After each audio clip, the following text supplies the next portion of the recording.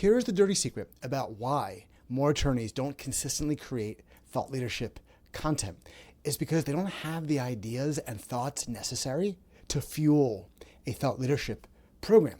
Not every attorney has lots of thoughts and ideas about new legal developments or developments in the industries that their clients are in.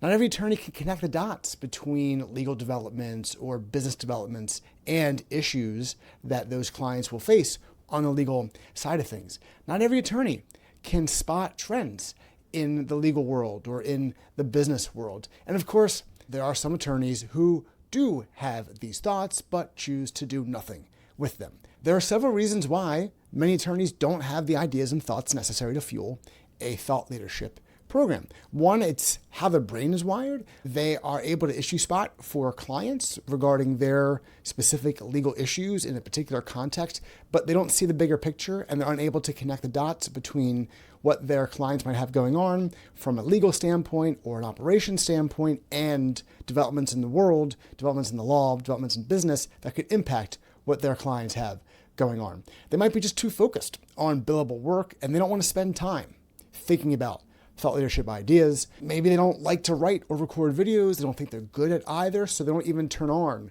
that switch in their heads that allows them to think about the bigger picture and generate ideas and thoughts for potential thought leadership content down the road.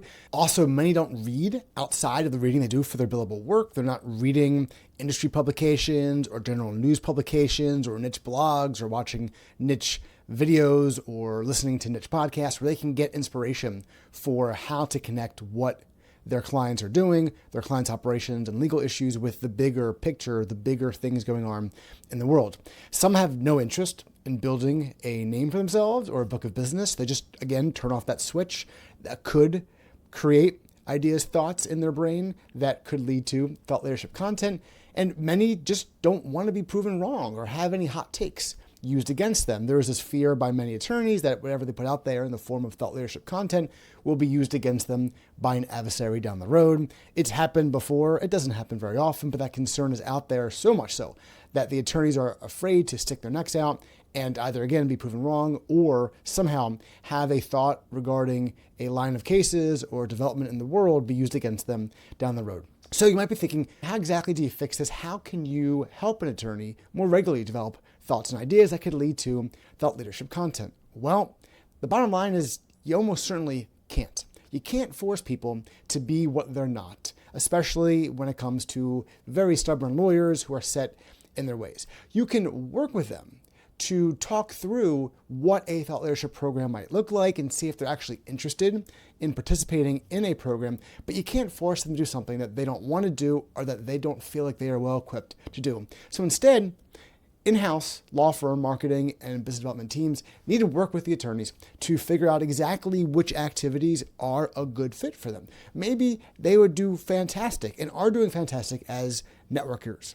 Maybe many of them are interested in speaking at conferences, maybe not in the thought leadership context, but maybe more as a panelist regarding developments in the law. Maybe board service is the way for them to go, or relatedly charitable work or pro bono work. Obviously, there are many other marketing and business development activities that attorneys can do besides thought leadership to build their book of business and to build their name. They don't have to do thought leadership. It is effective. Thought leadership is wildly effective for building books of business, building authority and credibility, but it's not for everyone. Instead of jamming the idea of thought leadership down an attorney's throat who isn't going to do it, law firms would be better served by figuring out exactly what kind of marketing BD work attorneys want to engage in and then helping them engage in that work. Law firms and attorneys shouldn't let an attorney's aversion to thought leadership prevent them from marketing themselves and building a book of business through other means. If you're interested in learning how to create thought leadership content that could help you build a book of business, check out lawfirmeditorialservice.com. We have more than 450 blog posts, videos, and podcast episodes that could help you do just that.